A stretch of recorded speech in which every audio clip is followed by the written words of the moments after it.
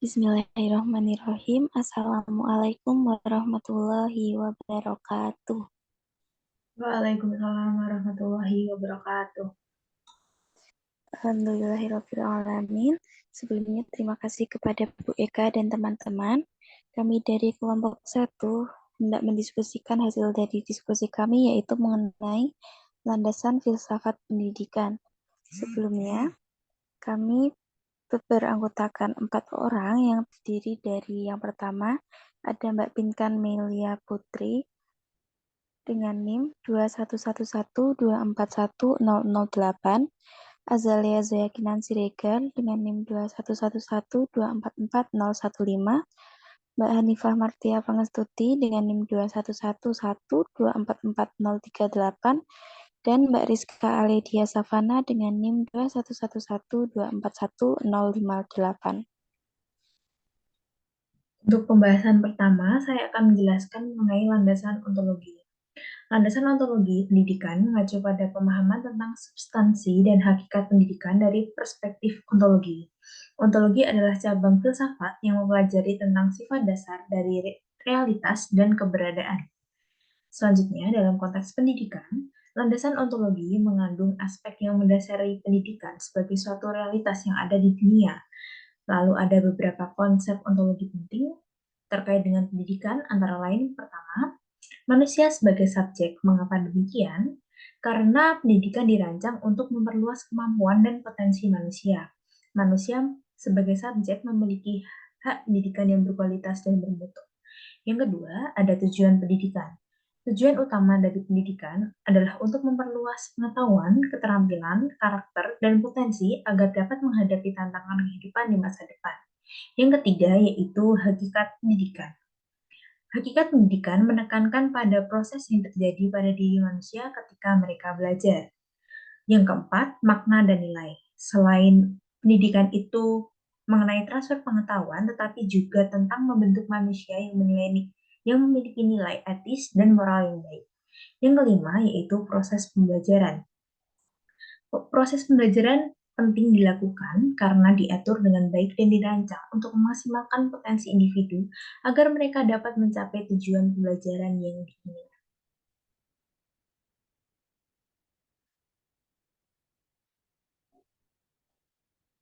Baik, yang berikutnya adalah landasan epistemologi. Sebenarnya epistemologi ini diartikan sebagai teori tentang dalam bahasa Inggris dipergunakan of knowledge. Epistemologi secara etimologis diartikan sebagai teori pengetahuan yang benar dan dalam bahasa Indonesia sifat pengetahuan. Untuk epistemologi teori pengetahuan ini merupakan yang berkaitan dengan hakikat dan lingkungan pengetahuan, pandai-andaian, serta pertanggungjawaban.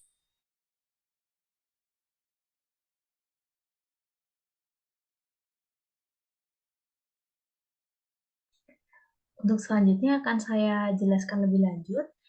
Epistemologi atau teori pengetahuan ialah cabang filsafat yang berurusan dengan hakikat dan lingkup pengetahuan, pengandaian-andaian, dan dasar-dasarnya serta pertanggungjawaban atas pernyataan mengenai pengetahuan yang dimiliki. Masalah utama dari epistemologi adalah bagaimana cara memperoleh pengetahuan.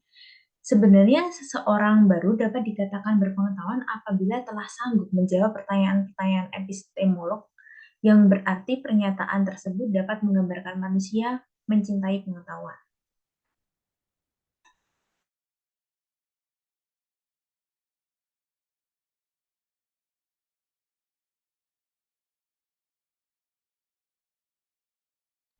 Untuk selanjutnya yaitu landasan aksiologi. Nah, landasan aksiologi ini merupakan cabang filsafat yang mengkaji nilai kebenaran, keindahan, kebaikan, dan religius yang berasal dari nilai-nilai leluhur hidup manusia. Nah, dalam ilmu filsafat ini, aksiologi diketahui memiliki dua jenis aspek atau dua komponen dasar yang menyusun nilai-nilai yang dipelajari di dalamnya, yaitu yang pertama ada etika. Etika merupakan aspek pertama yang ada di dalam aksiologi.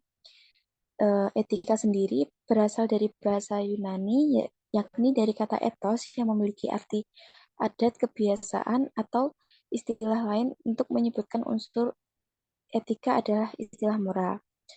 Nah, untuk etika ini merupakan cabang ilmu filsafat aksiologi yang membahas masalah-masalah moral, perilaku, norma, dan adat istiadat yang berlaku pada komunitas tertentu. Sehingga di dalamnya akan membahas mengenai suatu adat kebiasaan yang berlaku di dalam suatu komunitas, misalnya kelompok masyarakat. Nah, dalam cabang ilmu etika ini ada 3 bidang studi utama atau materi yang akan dibahas secara mendalam, yaitu yang pertama metaetika atau metaetika yang membahas mengenai makna teoritis dan juga acuan yang digunakan untuk menerapkan maupun membangun etika atau moral dalam suatu kelompok masyarakat. Yang kedua, etika normatif yang membahas mengenai cara praktis untuk menentukan suatu tindakan moral. Dan yang ketiga yaitu etika terapan yang membahas mengenai apa yang wajib dilakukan seseorang dalam situasi tertentu atau wilayah tindakan tertentu. Nah, kemudian komponen dasar yang kedua yaitu estetika. Aspek kedua estetika yaitu aspek kedua dalam cabang ilmu filsafat yang berhubungan dengan keindahan, rasa, dan segala hal yang berhubungan dengan perasaan atau penilaian personal atau subjektif. Nah, dalam estetika ini, penentuan nilai suatu hal melibatkan rasa atau perasaan sehingga dipengaruhi oleh banyak faktor. Misalnya, dipengaruhi oleh suasana hati. Kalau misal suasana hatinya buruk, maka segala hal dinilai buruk juga. Nah, begitupun sebaliknya. Jadi, lebih dipengaruhi oleh perasaan.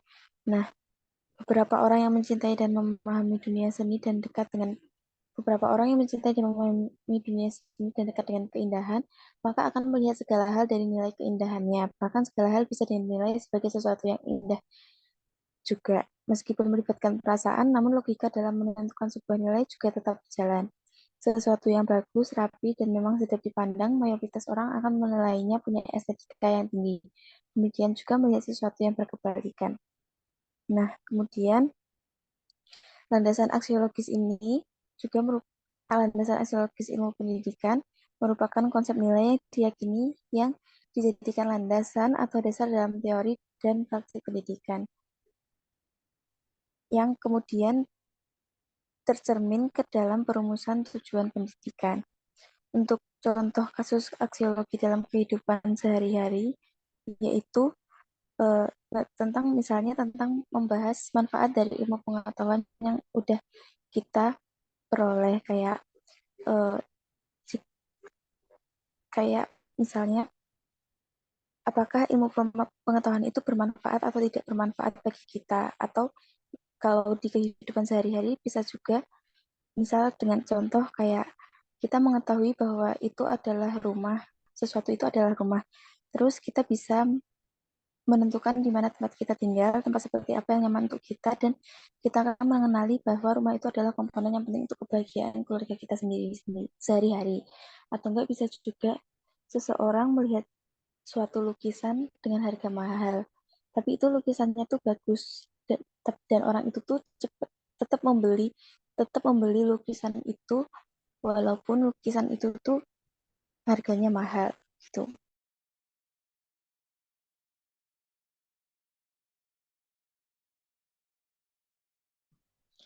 Selanjutnya ada praktik landasan filsafat pendidikan di PAUD. Yang pertama, penerapan ontologi. Jadi, peranan ontologi pendidikan yaitu visi misi lembaga pendidikan atau sekolah. Dalam lembaga pendidikan atau sekolah, visi misi merupakan komponen yang harus ada, karena visi misi merupakan perjalanan yang harus ditempuh untuk mencapai suatu tujuan atau hasil. Dan peranan ontologi merupakan filsafat yang mengkaji tentang segala yang ada yang telah diketahui. Dalam dunia pendidikan anak usia dini, ontologi ilmu mengkaji berbagai objek yang ada tentang PAUD seperti karakteristik anak usia dini, tahap perkembangan anak, dan kurikulum anak usia dini. Yang kedua ada peranan epistemologi. Peranan epistemologi dalam dunia pendidikan ini mencakup pada hakikat pengetahuan. Tugas epistemologi yaitu berusaha dalam menetapkan sebuah kebenaran suatu isi pemikiran. Adapun salah satu fungsi epistemologi yaitu sebagai sarana dalam mengetahui berbagai variasi kebenaran pengetahuan. Jadi, penting bagi seorang guru untuk mengetahui berbagai jenis pengetahuan yang diberikannya, apa sumbernya, dan mengetahui jenis pengetahuan dalam disiplin ilmunya yang diberikan kepada murid-muridnya. Bagaimana tingkat kepercayaan kita pada pengetahuan tersebut. Yang ketiga, penerapan aksiologi pendidikan. Misalnya pada etika, yaitu ketika guru mengajar kepada siswa yang sangat keras kepala, tetapi tetap mengajarkannya dengan sikap lemah lembut. Atau dengan contoh lain, yaitu dengan adanya mata pelajaran kewarganegaraan yang mengajarkan tentang bagaimana bersikap yang baik. Gitu. Baik, terima kasih kepada teman-teman dan juga Bu Eka. Cukup sekian presentasi dari hasil diskusi dari kami kelompok 1. Apabila masih terdapat banyak kekurangan, kami memohon banyak sebesar-besarnya. Billahi fisabilillah haq, fastabiqul khairat. Wassalamualaikum warahmatullahi wabarakatuh.